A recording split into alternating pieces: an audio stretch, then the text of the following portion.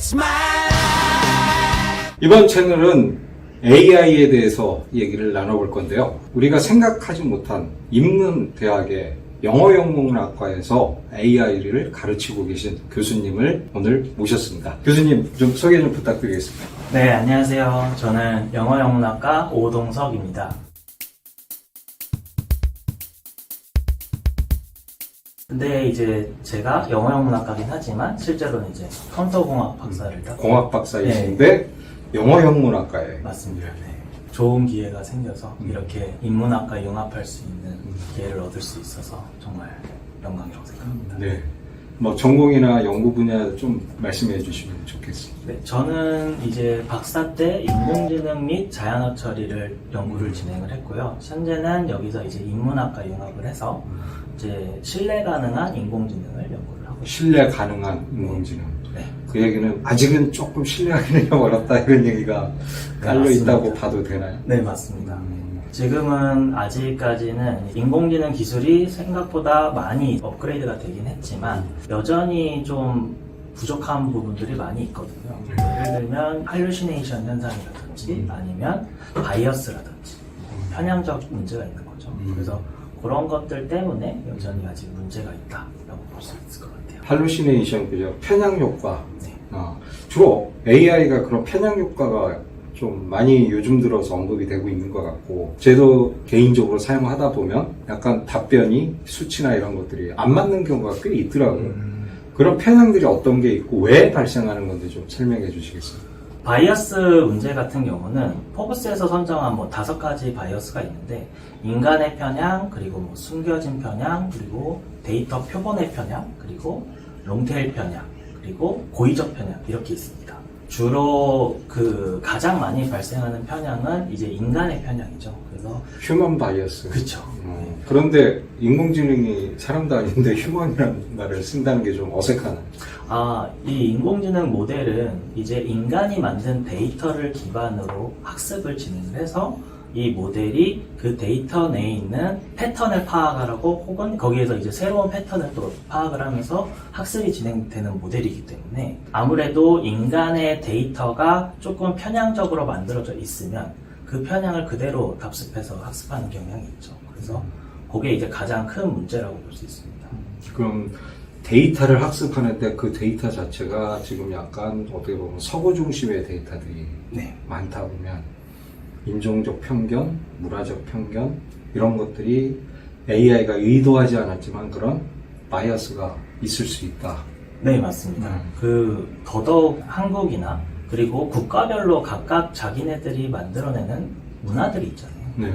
그런 문화들이 충분히 반영되어 있지 않은 데이터들을 데이터의 불균형이라고 하죠. 주로 말씀하신 것처럼 서구 중심의 데이터들이 많이 있다 보니까 그쪽으로 좀 패턴을 많이 학습하는 경향이 있고 이제 한국이나 뭐 아프리카나 뭐 이런 데서는 아무래도 그 데이터가 많이 적기 때문에 그쪽에 대해서는 여전히 문화적으로 정확하게 이해하지 못하는 경향들이 있습니다.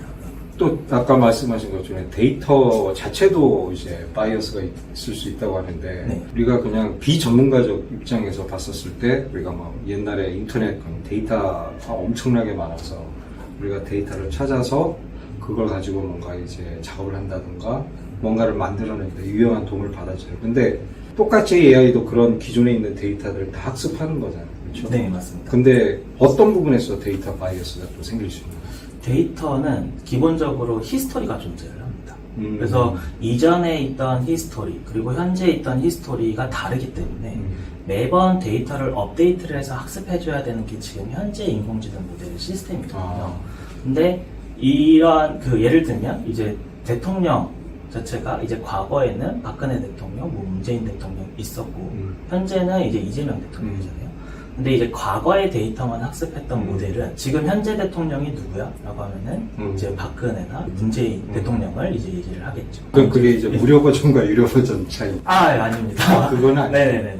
옛날에는 이제 무료 버전에는 좀 성능이 낮은 모델들을 넣었던 것 같은데 학습 기간이 차이가 나는 건 아니고. 그쵸.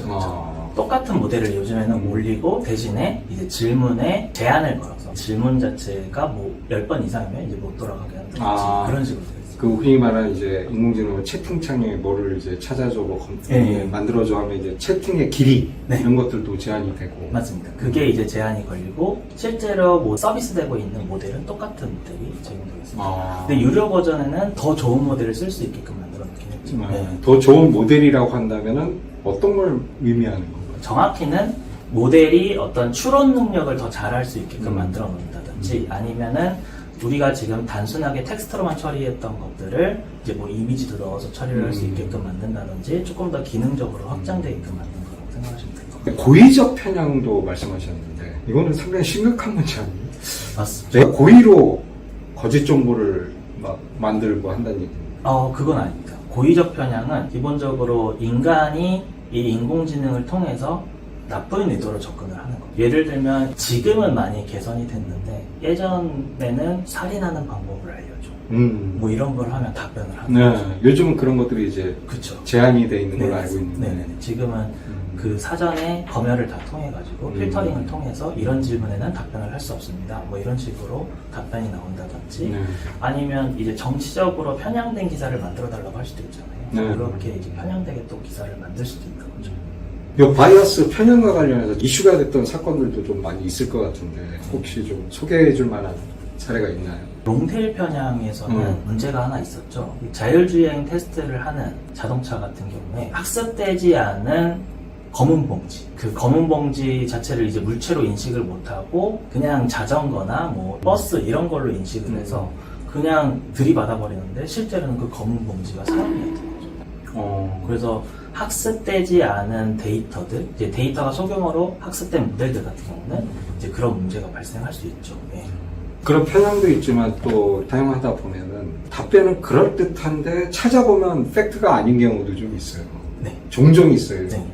그러면 왜 인공지능이 그렇게 답변을 하는 건지 그거 좀 궁금한데 인공지능에서 당연히 될 거라고 생각했는데 왜 그렇게 거짓말을 아주 자연스럽게 하는 걸까요? 저희가 아무리 좋은 데이터와 잘 만든 데이터를 가지고 인공지능에게 넣어주면 뭐 그대로 답변을 할 거다라는 게 이제 저희의 생각인데 실제로는 이제 모델이 그 데이터를 학습하면서 그 패턴을 찾아내가는 과정이기 때문에 혹시나 이제 데이터 자체에서 패턴을 제대로 못 찾거나 혹은 이제 자기만의 스스로 새로운 패턴들을 파악하는 경향이 많거든요. 그래서 생성형 AI다. 네, 맞습니다. 그 자체적으로 자기가 데이터를 보고 그 데이터에서 새로운 패턴을 파악을 하고 그리고 새로운 패턴의 데이터를 생성해주는 약간 저희가 알지 못하는 새로운 패턴의 데이터가 만들어지면 또 그것도 이제 창작이라고도 볼 수도 있는 거죠. 네. 그러면은 그런 틀린 대답을 하는 것을 우리가 어떻게 그걸 검증해낼 수 있을까요? 지금은 저희가 그거를 정보를 다 일일이 찾아서 처리를 하는 수밖에 없죠. 일단 우리가 작업을 하더라도 A가 내놓은 답변을 다시 한번 검증하는 그렇죠. 그런 시간을 꼭 거쳐야 되겠네요. 맞습니다. 그래서 이 답변을 무조건적으로 신뢰하면 안 되고 사람이 직접 레퍼런스 체크를 하면서 그 답변에 대한 팩트 체크를 진행을 해야 되는 거죠. 근데 이제 최근에 인공지능 모델이 이러한 팩트에 대해서도 굉장히 성능이 좋아졌는데 이 인공지능 모델이 단순하게 자기가 학습한 데이터 내에서 질문을 받았을 때 그거에 대한 답변을 생성하는 게 아니라 요즘에는 중간에 검색 과정도 거치고 외부에 있는 툴을 거쳐가지고 답변을 하거든요. 그게 이제 레그 시스템을 접목했다라는 게 이제 그 검색 정보들을 활용을 해서 그 쿼리와 적합한 정보를 검색을 해서 그 검색 정보에 있는 답변, 그 검색 정보에 있는 기반으로 답변을 하는 게 이제 레그 시스템이라고 보시면 되고 에이전트 시스템은 더 나아가서 이제 외부에 있는 툴들이랑 결합을 해가지고 조금 더 자기가 자기 답변을 수정해 나가면서 진행을 하는 거거든요. 그러니까 지금 레그 시스템, 뭐 에이전트 시스템 이렇게 말씀하셨는데 인공지능이 좀 더 이제 정확한 답변을 내기 위해서 불과 이제 몇 달 전만 해도 상당히 틀린 답변이 많았는데 몇 달 사이에도 이렇게 정확도가 상당히 높아진 것 같아요. 인공지능 모델 전체적으로.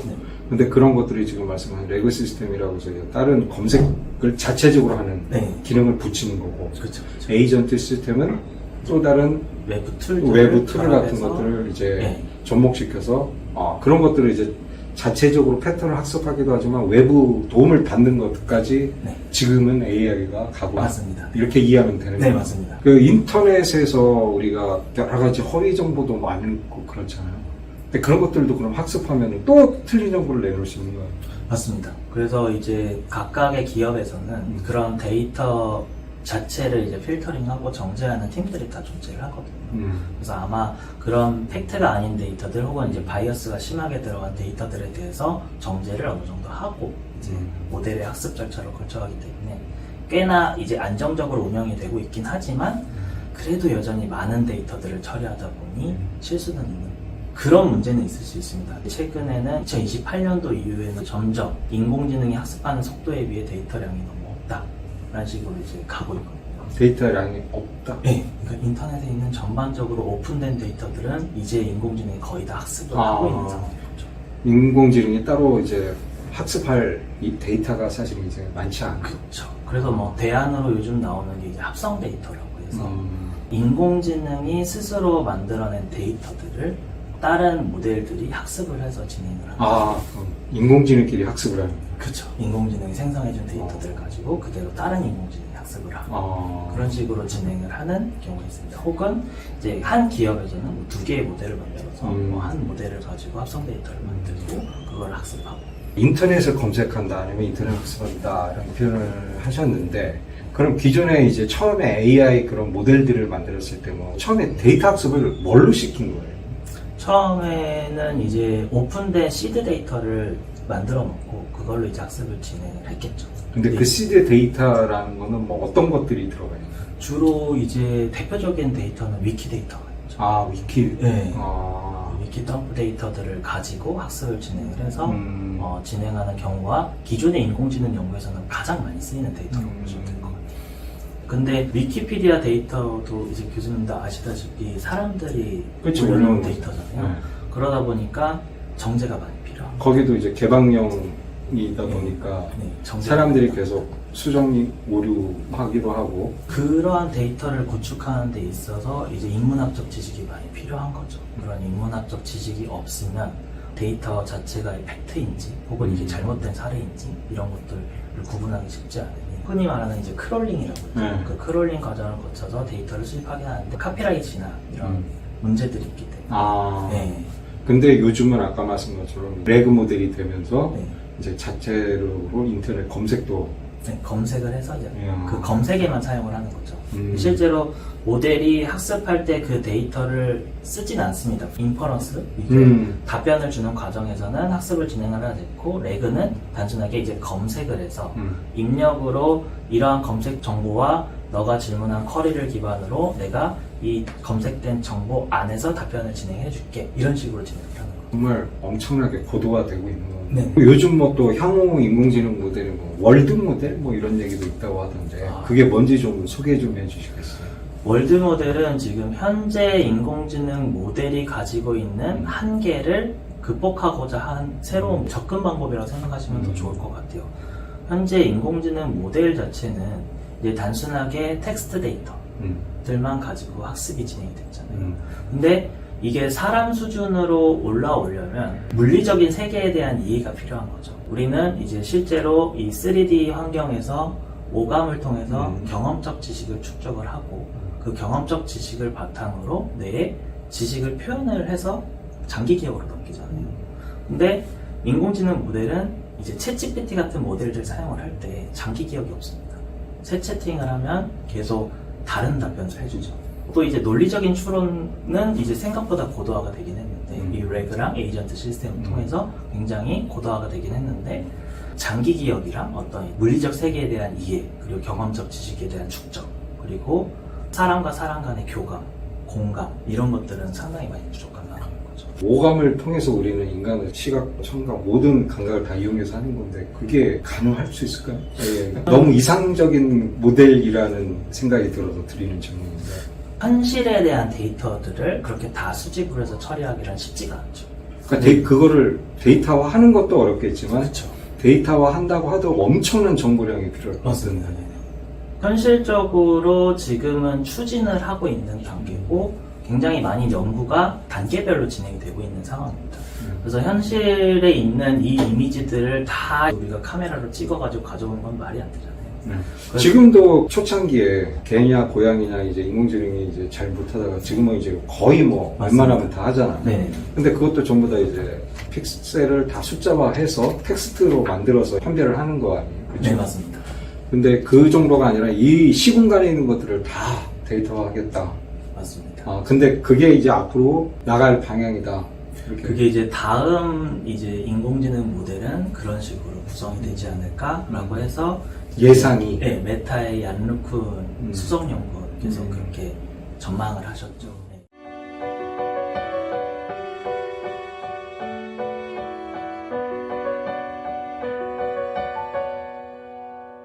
It's my